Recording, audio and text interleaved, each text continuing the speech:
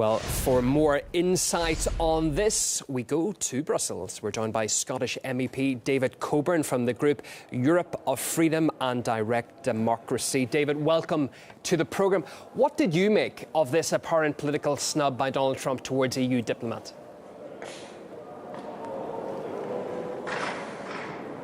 Well, it's not surprising. The European Union have been extremely anti-American.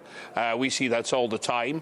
One of the reasons Britain's leaving the European Union is because we want to increase our friendship with the United States and have trade treaties with the United States. We don't think that that's possible through the EU. Quite frankly, the European Union is not a country.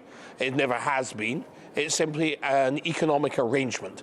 And that's the problem the European Union have got. They don't realise, the Commission think that they're a country. They're not. They're not elected by anyone. So therefore, they are just an international organisation and quite frankly should be treated as such. Britain has an ambassador in the United States. France has an ambassador in the United States. Germany has an ambassador in the United States. Those are the people the Americans should be speaking to, not the European Union. They're just a trade agreement of unelected bureaucrats. And quite frankly, they're only interested in helping bureaucrats. They're not interested in helping countries. It is a major trade bloc, though, isn't it? And that's what Donald Trump has set his stall about, getting good relations with such big areas of business. Brussels says, David, it wasn't informed in any way in advance. Do you now expect the EU to attempt to hit back in response?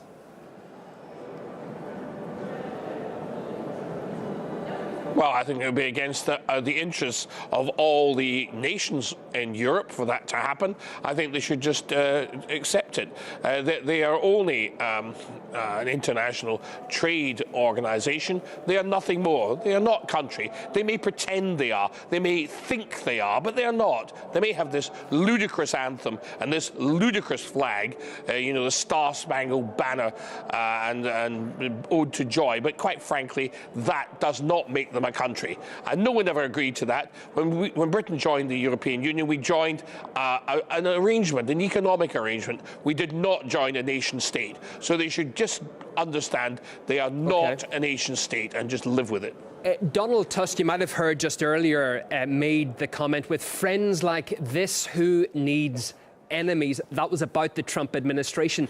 6 months on, David, would you say that Europe is now trying to salvage ties with America instead, the opposite way around, if you will?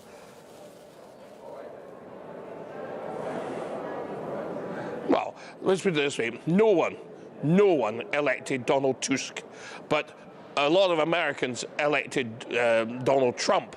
So quite frankly, who cares what Donald Tusk has to say about anything? He's simply a bureaucrat. Nothing more, nothing less. What's important is what do the British government say, what do the French government say, what do the German government say, and all the states of Europe. It's nothing to do with them. They are just simply a bureaucratic organisation who are only interested in helping fellow bureaucrats and not interested in anything else. But there's a lot of analysts trying to work out just what led to this. Can you think of a specific incident that triggered the diplomatic downgrade from state to organisation, or is it just a cumulative dent that we've seen between US-EU relations? Well, it's a cumulative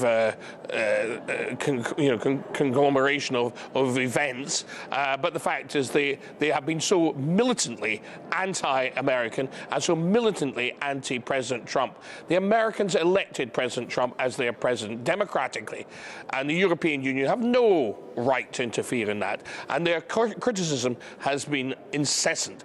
And quite frankly, they're pompous. They have not got the right to make these remarks, and they are not elected by anyone. They're appointed. So quite frankly, should know their place. Scottish MEP and I David think Coburn. it's high time the Americans put them in their place, and I'm very glad they've done so. Thanks, David. From the EFDD group, Europe of Freedom and Democracy, live from Brussels.